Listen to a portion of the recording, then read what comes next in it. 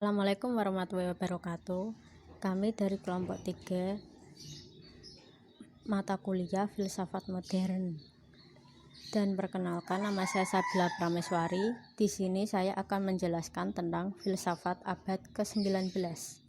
Filsafat zaman modern pada pertengahan abad 18 sampai 19 adalah filsafat barat dalam arti yang sebenarnya. Hal ini disebabkan karena baru pada zaman ini, setelah abad pertengahan, muncul di segala bidang hidup syarat-syarat yang diperlukan bagi perkembangan suatu pemikiran yang bebas. Kalau abad pertengahan masih bergerak dalam belenggu kekuasaan teologi dan gereja, maka pada zaman abad modern tersebut filsafat menjadi kuasa rohani yang berdiri sendiri, yang dimulai dengan Renaissance, di mana orang lebih memusatkan perhatian dan konsentrasinya pada manusia sendiri, bukan pada Tuhan, kepada hidup sekarang, bukan pada akhirat. Pemikiran yang bercorak antroposentris. Sejalan dengan perkembangannya sejak abad ke-19, filsafat menjadi terbagi-bagi menjadi filsafat Jerman, filsafat Perancis, filsafat Inggris, filsafat Amerika, dan filsafat Rusia. Oke, perkenalkan, nama saya Sabila Prameswari, NIM 19040160161. Saya akan melanjutkan atau menjelaskan tentang pemikiran atau aliran tokoh filsuf John Dewey. Yang pertama akan menjelaskan aliran tokoh filsuf John Dewey. Pemikiran yang dihasilkan oleh John Dewey antara lain yang pertama adalah konsep tentang filsafat. Dewey tertarik pada filsafat pragmatisme. Konsep pragmatisme menekankan bahwa makna segala sesuatu tergantung dari hubungannya dengan apa yang dapat dilakukan. Dengan mengacu pada instrumentalis, hidup tidak memiliki tujuan akhir, tetapi tujuan antara dan sementara. Dan eksperimental, perlunya metode eksperimen dan pengalaman dalam menentukan kebenaran. Pemikiran yang kedua yakni tentang konsep agama. Menurut Dewey, agama adalah pengalaman emosi yang dialami seseorang dan berhubungan dengan rasa nyaman serta bebas dari kekhawatiran yang tidak mungkin terucapkan dalam kata-kata secara lisan. Pengalaman spiritualitas dan kesusilaan seseorang didapat bukan dari pembentukan secara keagamaan, tetapi sebagai hasil perkembangan seluruh bakatnya, dan jati dirinya hanya dapat direalisasikan dalam masyarakat yang demokratis sehingga tidak diperlukan pelayanan gereja. Pemikiran yang ketiga yakni konsep tentang pendidikan. Menurut Dewey, pendidikan adalah upaya menolong manusia agar dapat berefleksi terhadap masalah yang timbul dalam masyarakat dan upaya memperlengkapi mereka agar menghasilkan perubahan yang nyata dalam kehidupan mereka. Pemikiran yang keempat yakni konsep yang mengabaikan Allah. Dewey menyimpulkan keselamatan di dunia ini akan semakin tercapai melalui pendidikan dan tidak lagi melalui campur tangan ilahi dari dunia yang ada di seberang sana. Ini menunjukkan bahwa Dewey tidak mengakui keberadaan Allah dan baginya keselamatan adalah hasil dari upaya manusia melalui pendidikan. Oke, sekian penjelasan dari saya mengenai pemikiran atau aliran tokoh filsuf John Dewey. Terima kasih. Pada kesempatan kali ini, saya akan memperkenalkan seorang filsuf, Nietzsche.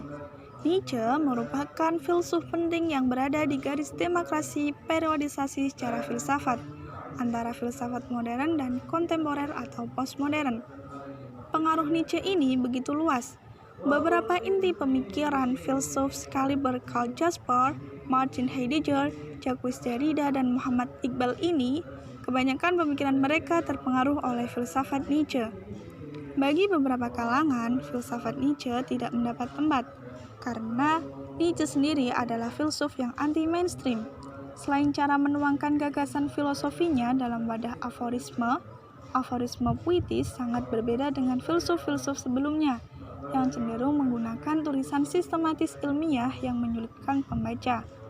Pemikiran Nietzsche ini juga jauh dari kebiasaan-kebiasaan umum pada waktu itu.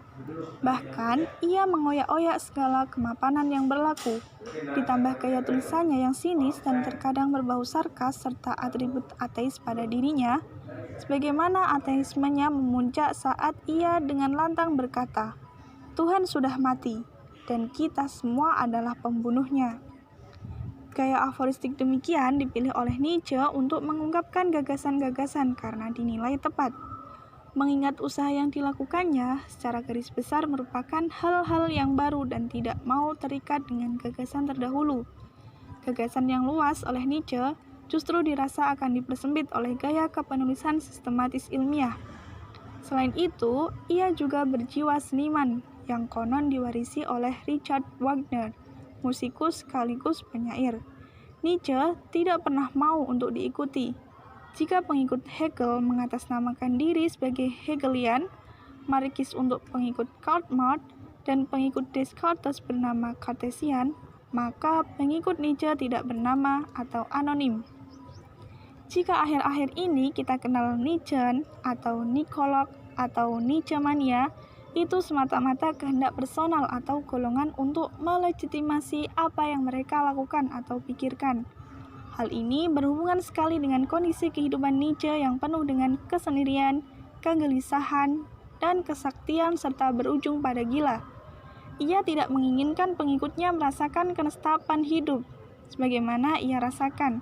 Bagi Nietzsche, untuk menyelami pemikirannya harus dengan menyelam di lautan diri sendiri. Julukan paling setia untuk pengikutnya adalah diri sendiri, semacam menjawab atas pernyataan fenomenal Socrates, Gnoti Silton. Untuk memperbincangkan Nietzsche, kali ini saya akan menghadirkan sebuah buku yang saya kira cukup representatif atas pokok-pokok pemikiran Nietzsche. Buku ini berjudul Nietzsche karya S.T. Sunardi, tidak lagi dalam serpihan-serpihan aforistik. S.T. Sunardi telah menuliskannya sedemikian rupa, sistematis, ilmiah, sehingga mudah untuk dipahami. Poin pertama yaitu nihilisme dan kematian Tuhan, yang merupakan suatu kesatuan yang tidak bisa dipisahkan.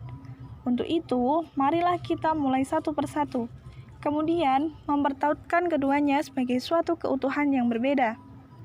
Kita mulai dengan nihilisme. S.T. Sunardi melalui buku ini mengartikan nihilisme sebagai runtuhnya seluruh nilai dan makna meliputi seluruh bidang kehidupan, atau bidang keagamaan dan ilmu pengetahuan.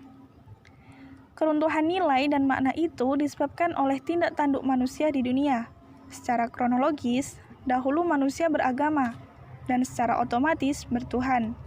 Tuhan yang adi kodrati atau otherworld adalah kepastian absolut. Berikut nilai dan maknanya. Keadaan seperti ini memang secara historis adalah bentuk ketidakberdayaan dan ketergantungan manusia. Kita lihat bagaimana moral Kristen yang absolut membelenggu manusia. Ada 4 fungsi moral Kristen. Pertama, sebagai jaminan manusia yang merasa kecil dan tidak pasti. Kedua, sebagai perintah-perintah Tuhan di dunia.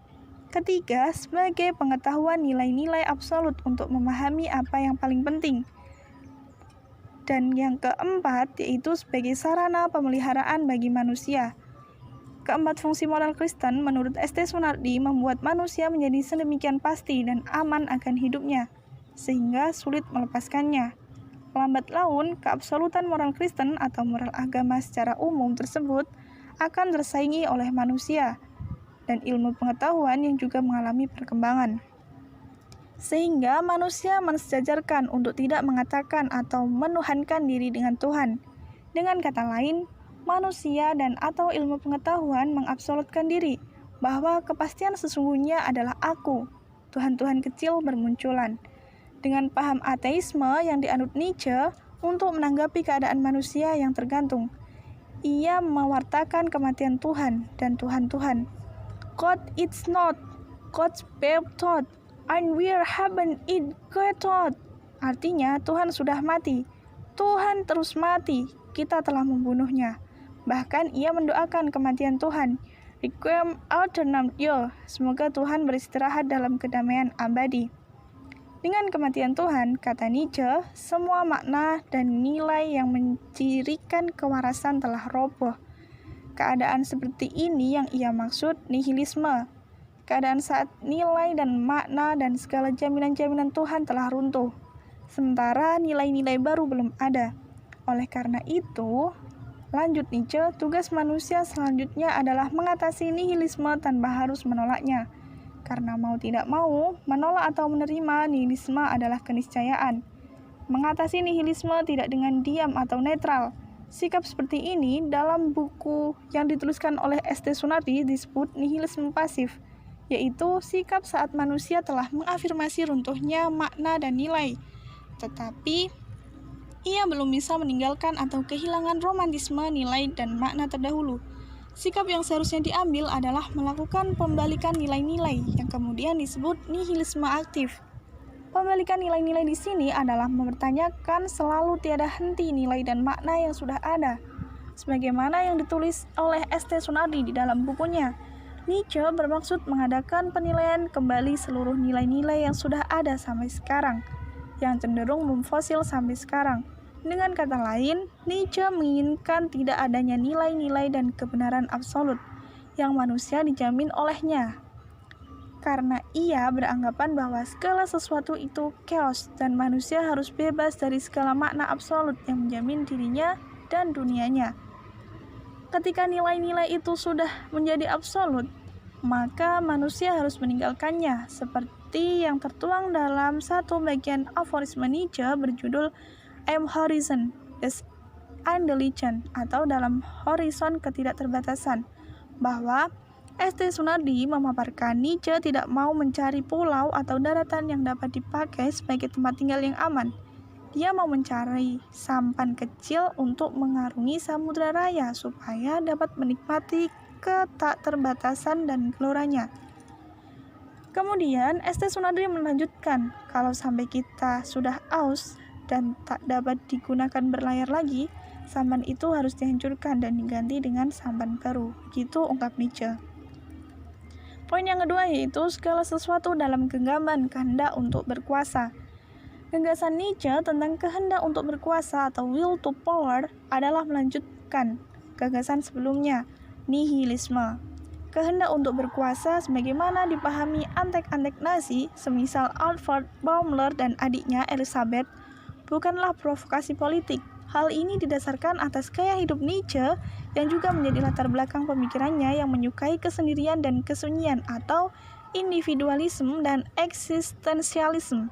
Selain itu, ia menaruh perasaan benci terhadap segala sesuatu yang dilembagakan layaknya negara, karena negara bertentangan dengan naluriah manusia, berupa kebebasan untuk merealisasikan diri. Sehingga S.T. Sunardi di dalam buku ini memberi kesimpulan bahwa kehendak untuk berkuasa bukanlah suatu provokasi politik. Lantas, apa yang dimaksud kehendak untuk berkuasa? Jawaban atas pertanyaan ini dapat kita temukan secara terpisah dalam beberapa karya Nietzsche, sebagaimana juga dikutip dalam buku ini. Pertama, dalam buku Beyond Good and Evil, kehendak untuk berkuasa adalah hakikat dunia. Kedua, dalam buku The Genealogy of Morals, bahwa hakikat hidup adalah kehendak untuk berkuasa.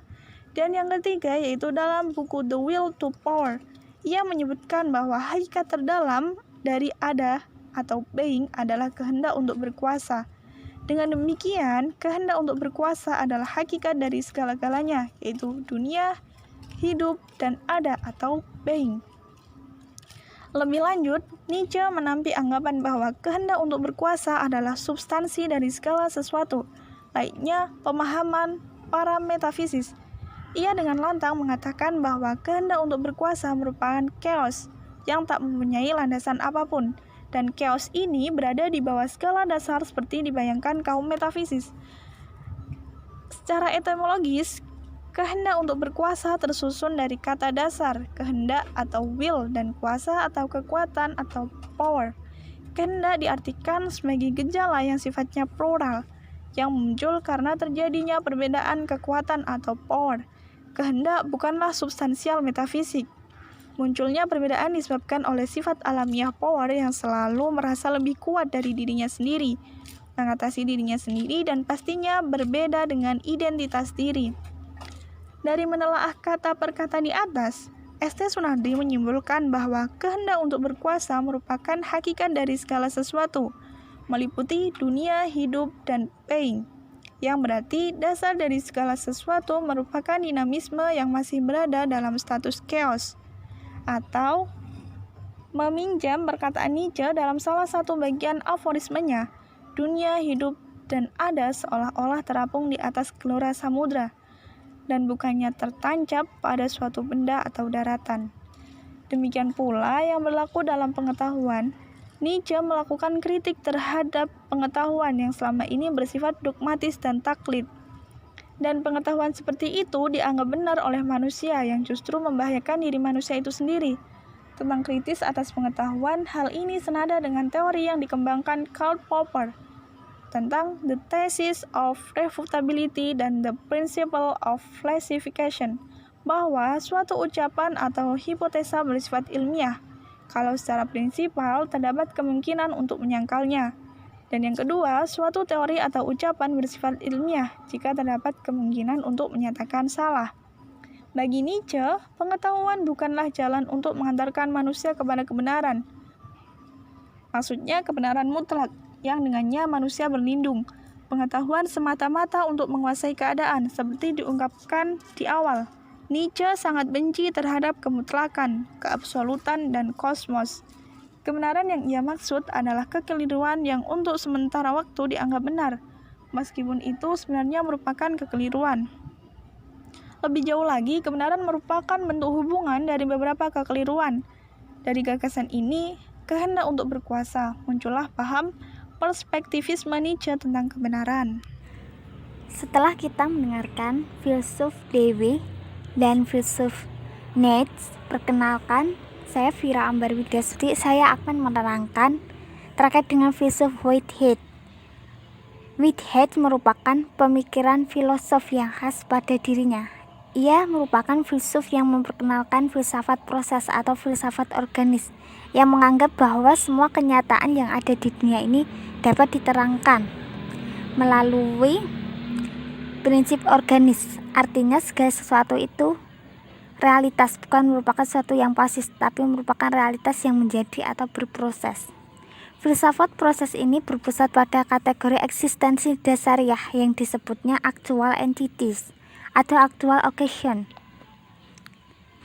Whitehead membedakan dua aspek proses, tapi bukan dua jenis yang berbeda, yaitu proses mikroskopis dan makroskopis. Proses mikroskopis disebutnya sebagai proses subjektifikasi, yang merupakan proses menjadi suatu actual entity, suatu unit individual dengan aktualitas tertentu dari data objektif yang diwariskan oleh masa lalu yang kemudian mengkondisikan proses itu sendiri. Sedangkan proses makroskopis yaitu proses objektifikasi. Proses ini merupakan proses perubahan atau transition satuan aktual yang telah menjadi kepenuhan diri, sebagaimana adanya satisfaction menuju proses menjadi datum bagi timbulnya actual entity yang baru. Proses yang kedua ini sesuai dengan prinsip universal yang lainnya, yang kemudian disebutnya sebagai prinsip relativitas. Langsung saja terkait dengan aliran pemikiran Alfred George Whitehead atau yang sering dikenal dengan Whitehead, yaitu filsafat aliran realisme. Karena Whitehead menolak sebuah realitas yang dibagi dalam dua cabang, karena mengenai sebuah individualitas pada sebuah benda atau hubungan-hubungan universitas itu sendiri. Kesimpulan yang bisa kita ambil dari ketiga filsuf abad ke-19 yaitu 1. Filsuf John Dewey itu memiliki aliran pragmatisme, sedangkan pemikirannya terkait dengan konsep filsafat, agama, pendidikan, dan yang mengabaikan Allah. Sedangkan filsuf Whitehead itu memiliki aliran realisme, sedangkan pemikirannya bahwa Whitehead menyatakan semua kenyataan di dunia dapat diterangkan dengan prinsip organis. Sedikit, semoga bermanfaat. Wassalamualaikum warahmatullahi wabarakatuh.